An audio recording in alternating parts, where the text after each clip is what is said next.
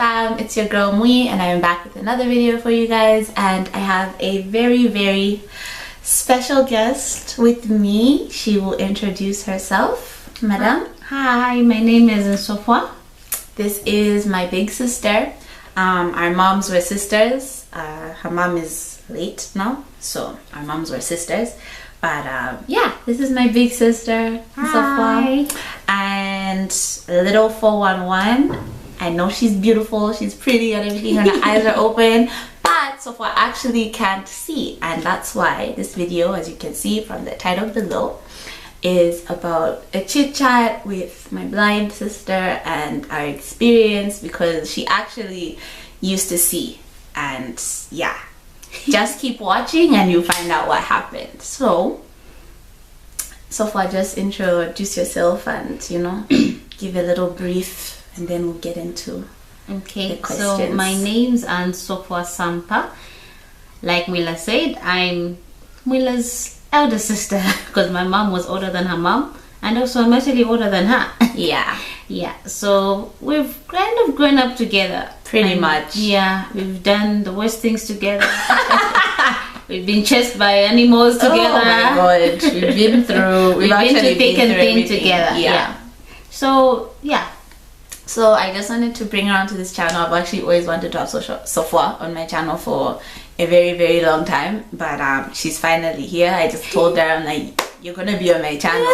We have to record something, and our friend Musamba as well also is like, you need to record a video with Nsofwa. So here we are, and we're basically just going to talk about life when Nsofwa could see, life when she just lost her sight, and life now, because I mean, it's been, I guess we can say 23 years, because we'll reference how much you've known me, because I'm turning 23. So it's been 23 years together, and in those 23 years so much has happened. So Nsofwa was born in 1992. So she's born in 1992. Yeah. I'm a 96 baby, so she's 4 years older than me.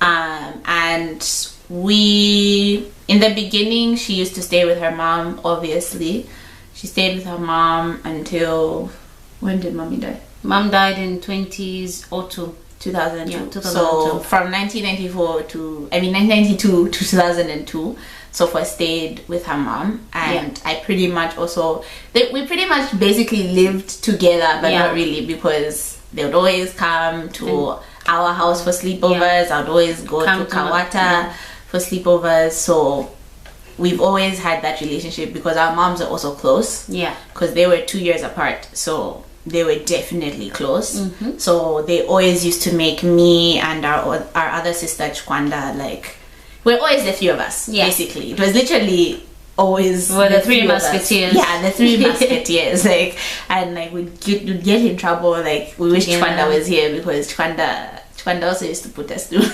a lot of problems. Chikwanda used to put us through as the ringleader of like mischief. So anyway, so after Nsofwa's mom passed away, she went to live with, she stayed with my grandma for like, I think a week. Yeah. And then she went to live with her uncle on her dad's side. And then she stayed there for about 3 years. For about 3 years, until finally my mom was like, no, I feel like I need to be taking care of Nsofwa. So my mom brought Nsofwa in, and you moved in with us. 2006. Yeah. So when I was 10, that's when Nsofwa moved in with us, and she was 14. And yeah, so basically you can start telling your story. So I moved here in 2006, and I think Mila should have been in her 5th grade, if I'm not mistaken. And I think adjusting was not a problem for me, because I knew these weekends people, and I was closer to Mwila and the family here than the family I was with, and it was easy for me to express myself here. So when I started staying here, the rule in this family was whoever gets to secondary or higher education has to be in boarding school. So I was given the task to see how the first term would turn out to be, and if I adjust, I had to give it, like, maybe see how it's going to be. Yeah, so I had a problem, like when before I went to school. I started taking some kind of drugs when I was in, I think, a month after mom died, because mom died in November on the 5th, and then a month later I was put on some tablets, which for some reason I was told I only had to take these drugs for some time because it was good for my health. And I'd really picked up then. I was really healthy, and I didn't see why I should continue. So I started having this problem of taking today, and also the side effects of the drugs they were quite too strong. So one day I was reading I normally I go for checkups after 3 months then, and we used to check this. The doctors would always check up on me and see what was going on with my health, but nothing was really said to me as to why I had to go for checkups. And people like Mwii and the other children in the home, like Chikwanda that she mentioned, we're never taking this medication, and we're never going to the checkups. So I used to wonder, like, what is wrong with me? Like, why me? Why me?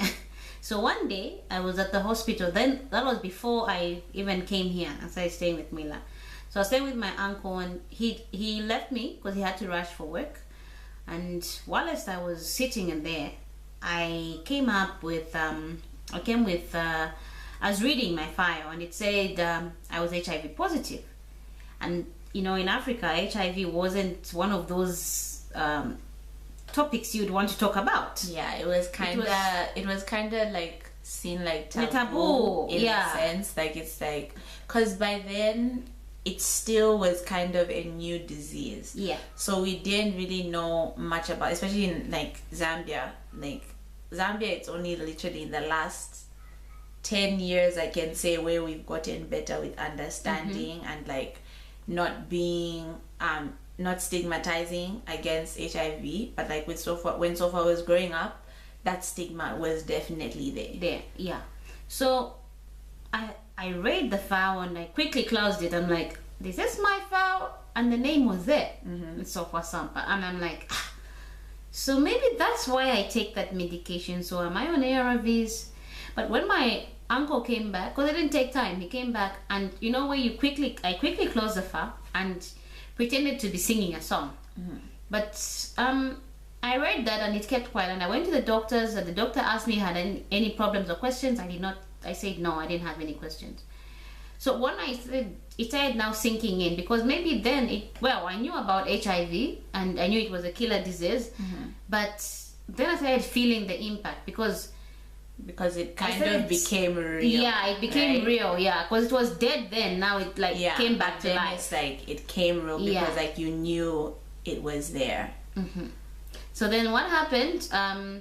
A month then I kept missing drugs. Sometimes I didn't want to go to the hospital, but I had no choice because I was being kept, and I was really young. I think I was about 10, 11 then. Yeah. So I would go to the hospital. Then from the hospital, stay home and things like that. I never had an excuse as to why I had to miss class. Sometimes I just say, no, I broke my leg. I'd lie. Yeah. When my teacher would ask me why I didn't come to class that day, I'd say, no, I had to go to the hospital because I broke my leg. I have weak bones, and I had to find an excuse because it was very shameful to say I was HIV positive. Yeah, because so also then, kids as well would really been like, oh my god, and that will basically come up in the rest of her story, essentially. So then I went into this boarding school, and I remember being cautioned by Mwila's mom, who was telling me, you need to take your medicine. We don't like the way that you're missing drugs. You have to take your medicine. And there I was sitting, proud of myself, and I said, I will take my medicine, because I really wanted to be in boarding school. And I don't know what I expected, but I was expecting something very different in boarding school. So when I went to the boarding school, I tried to analyze. I'm very good at trying to see the situation with the way, identify a friend or something. Yeah. And then I had a partner, in my room. We were sharing a room with this girl called Deborah. She's actually late. And she really never saw me take my medicine because I never used to make her see me take my medicine. So then one day, while it's in the morning, because then I used to take my medicine at 7 in the morning and at 7 at night. 7 at night. So now the problem with 7 at night is because we used to have prep then. So at the time we're having prep, it's too late. Yeah. And we're already in class, so I have to carry my drugs with me to class. Mm-hmm. So what I would do, I'll take it in advance, maybe around, because dinner was about 5 p.m. Mm-hmm. So we'll take it at 5 p.m. and then quickly eat so that nobody sees me, because everybody's at least outside, nobody's in the rooms. So one day I was taking my medicine in the morning and I was alone in the room. My roommate wasn't there. I don't know, I can't remember where she was. So this friend of mine walks in. I don't know what she was looking for. She just comes and says, wait a minute, are those the ARVs?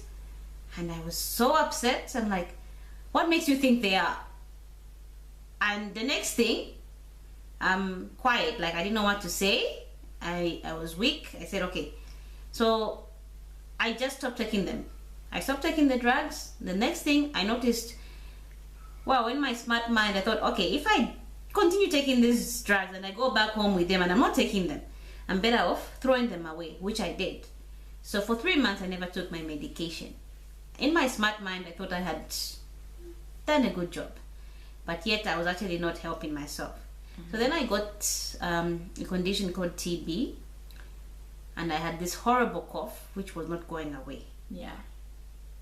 I couldn't, my cough was so bad that the only way I could stop coughing is if I throw up. So, and by the time we were realizing it was tuberculosis, I had started bleeding from my throat. Mm-hmm. So it wasn't helpful. So I went to the hospital and they put me, now I had more medication. Yeah. So when I went to the hospital, they said I had resisted to my drugs, meaning whatever drug I was on, whatever ART wasn't working. Yeah. So I had to be changed, and whatever medication they put me on now was more stronger and more in terms of number. Yeah. Because I was taking 2 tablets. Yeah. Before, and then I think you were and then I think like I was about 8 or 6 about or 8. Yeah, 8. Yeah, because I was on also on antibiotic. I think I was on some antibiotics. Yeah, the TB treatments. Yeah. And some Septrin, and then plus the ART. So there were like 8 tablets in the morning, 8 tablets in the evening. Yeah. And at that point, I said, I think I'm done. I just need to die like my mother. After all, I didn't even choose to be born like this. Yeah. So that was 2007. Mm-hmm. So I managed to write my grade 9 exams, and I went to grade 10. My aunt Mwila's mom said, nah. You're not going to come back home. You have to be in day school. So I monitor you. And yeah, I was in day school. But because I was already on TB treatment, I wasn't as strong. Yeah. Yeah, sometimes I would be strong, sometimes it wasn't as good. I easily got headaches, I easily got worse. So I think that time when I should have been in grade 7? Grade 7, going to grade 8. Yeah. So 2008, I think she was going to grade 8. No, 2008 she was going to 7. Yeah. And I was in grade 10, and I think that's the year that we actually even bonded a lot. Yeah, because I mean it was just us. Kwanda was a boarding. Kwanda and Chanda were the ones going to boarding school. Yeah. So literally at home it was just me, Nsofwa, and Mwamba. Yeah. So we'd spend more time that's together. when we actually became closer. Yeah. So we'd spend more time together, listen to the radio all night. Yeah, all night. Like I remember there's this one time we were sleeping and the radio was on, and I don't know what song was, like we were sleeping, you guys, like it was we were all flat. It was like 2:30 in the morning, like we're definitely asleep because bedtime was what, 22 no, or 21, but realistically we slept at 22. Mm-hmm. But yeah, so like, but we had been sleeping for a long time, and then I just heard this song. I was like, and literally just woke up and started singing the song. Like that day was crazy. And I think the following morning we're even late for class. Yeah, we're even tired. Like we were late to wake up. Yeah, jeez. Yeah. So after that, I think the following year Mwila had to go to boarding school. And I think that's when the problem started, because then I think I became more weak. Yeah. And the first time, my performance went it was not good. Like, mom was even complaining, you're not improving. Some subjects I wasn't concentrating. Like, most of the time the teachers complained I was mostly sleeping. Yeah. and my weight has gone down. Yeah. So I think April 2009, I stopped using the school bus. Mom would drop me off at school and pick me up because the distance from the station to home was quite far for me. It's not quite far for anybody, but for me, just to walk, really it seemed far, and I stopped. I never used to use the school bus. So then, I think the following term, I tried also to. The third term, I think that's when the problem started. I think about July, August. That's when I think I became worse. So in September, I think on the 20th actually, on Queenie's birthday. Yeah. I was heading to school, and I was even prepared to go to school. I was wearing my uniform and everything, and she was ready to take me to class. So she comes in the bedroom and she doesn't find me. She's like, "Why is Nsofwa?" She goes, and I'd even bathed because that day I woke up, I even bathed, and I was even in my uniform. Yeah. The next thing, she comes back, and Mila's brother Bamumba was around. Yeah. I think he had come for holiday. Yeah, because that's... No. I think... Yeah, well, I think he came for holiday. Yeah, I think he came for holiday. Yeah, he came for holiday. So, when he came, it was... bad, like, okay, what's going on here? So I was sick. They tried to look for me in the house, but then she went to my mommy, and my mommy was like, "But so far she hasn't come out. She hasn't been." So they came back. She hasn't come out of her room. Maybe she's just in the bathroom. So she comes back, sees the toilet door open, the bathroom door is open. And then she sees 2 feet, under popping out of the bed. Popping out of the bed. So she said, "This isn't Nsofwa." So by the time she pulled me out of the bed, I was very unconscious. So I had collapsed, and I was rushed to the hospital. Actually, Mumbai is the one who even quickly took me into the bus. Yeah. And the next thing I remember is I was in ICU. How long I was there for? I think almost a month or so. Even you were there for like 2 months. 2 months. Because I remember they sent me an email. They sent me an email about the incident. Yeah. So like for me, last time I heard about you was you had collapsed. Yes. And you were in ICU. Yeah. And like what mom had told me is the doctors are saying it's not looking so good, and there's a 70% chance that you won't wake up. Yeah. That's the email I got. So like I remember that day. Like I got out of the email. First of all, I left the computer room. I don't even think I remember logging out. I literally just asked to be excused, got my stuff, packed my bags, and started off, and I was crying. Like I was crying. I remember like my monitors came to me, like girls who were in like higher grades from me, who I never even used to talk to because I was in grade 8 at the time. So I really didn't used to talk to like a lot of like that timidness of grade 8 and all that stuff in high school. So like grade 10s were coming to me like, "Oh no, blah blah blah, she'll be alright, don't cry, blah blah." Like I was crying as if she had already died, because basically when I read that, I'm like, Nsofwa's dead. Literally. Yeah. So then I was there for about 2 months, and thank God I regained my conscious. And I regained my conscious, but I did not remember anything. Yeah. So I only remembered my primary school, but then I could remember certain faces, but not really. But it wasn't sinking in, like how come this guy, because the primary school I was at was an all-girls school. Yeah. And then there are boys, like some of my classmates who would come, and I'm like, I know this face, but I don't know who this person is. Yeah, like I don't know who this is. And yeah. For some time, the good part is the doctors were very hopeful to me regaining my memory. And I did regain my memory, but the problem now was I complained of a serious headache and my sharp pains in my ribs. So then my doctor then said, "I think this is pneumonia. Yeah. We need to check if she's got pneumonia, because the first sign of pneumonia is the sharp pain in the ribs, and maybe she's exposed to cold." Yeah. And the fact that I was already on TB treatment, there were all those complications. So I was put in hospital again. And this time, I even stayed in hospital for I think 14 days. Yeah. I was on a drip, Cristopen, my worst injection. And I was there. And then later on, I came out of hospital and I was brought back home. But my condition was now worse. Yeah. Because now whatever I ate has to come out. I couldn't, my temperature was just going up 2 minutes it's down, just like that. So one day I was lying on my bed with mom, and she said, today I want to sleep in your room, and grandma was on the other bed. So we slept together on the bed, and I slept I think for an hour, and I was failing to breathe. She was like, there's something wrong. Let's see how she sleeps throughout the night, and then we'll assess in the morning. And she insisted that day, let's go to the hospital. And I never wanted to go back because of the pain that I was feeling. And she said, so we were sleeping, and then she just felt like, you know, a hot water bottle.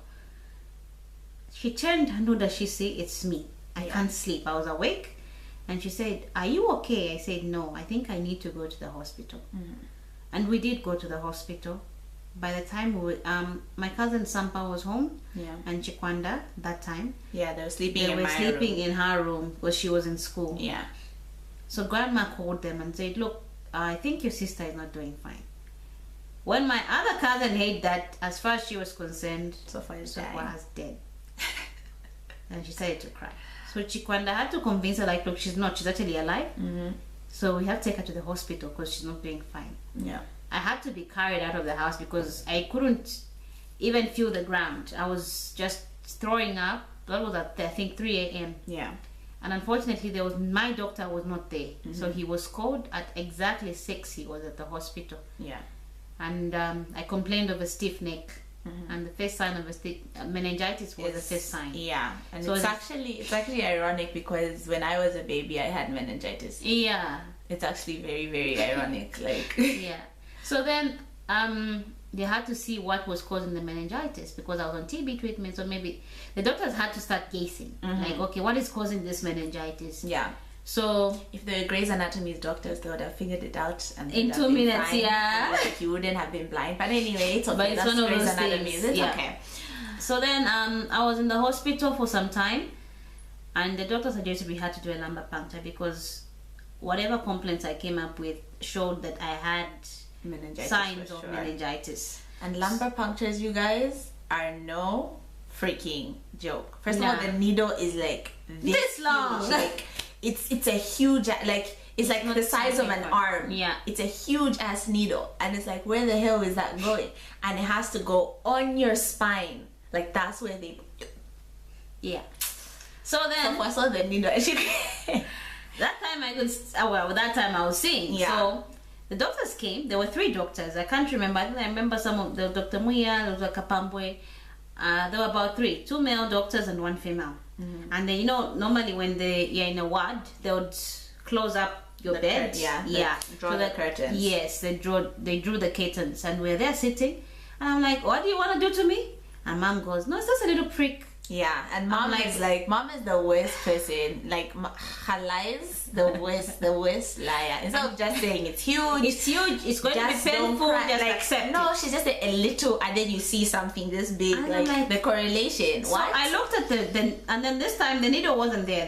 They just covered me, and so psychologically I was not ready for this, and I was very skinny. I don't even know what you can think of as skinny, but I was very skinny. So I was there sitting, and then they say, no, this is we need to get a lumbar puncture, and they're not talking to me, they're talking to mom. I said, who's going to get it? What is a lumbar puncture? No, remember Mwila had a lumbar puncture. So what came to my mind, Mwila had a shunt also. I had a shunt in my head. So I thought it was a shunt. I'm like, in my head? And she said, no, it's going to come in your back. So I'm like, so it didn't make sense to her. Like, what are they talking about? And then the next thing, I see the doctors close the curtains and draw the needle. They start now getting the needle, and they tell me to put my head in between my legs. Fetal position. So fetal position, that's how she had to like bend. So I'm like, and then what's going to happen? Where are you pricking me? I screamed. I think whoever was hearing me, even at the far end, wondered what was going on. And I did not want to even do it again. So the first one was not successful because even my doctor now became very attached. He didn't like he couldn't do it. He just didn't, because I kept moving and shaking. Because also even before moving doesn't help. Because moving doesn't help. I have to be. It's the spine. It's the spine. So if they make one tiny mistake, she would have been paralyzed. So Yeah, it was pretty intense situation. And I was very angry with mom. I said, I'm never talking to this woman. And I said, you have to sleep on your back. They just pricked me on my back and you want me to sleep on the same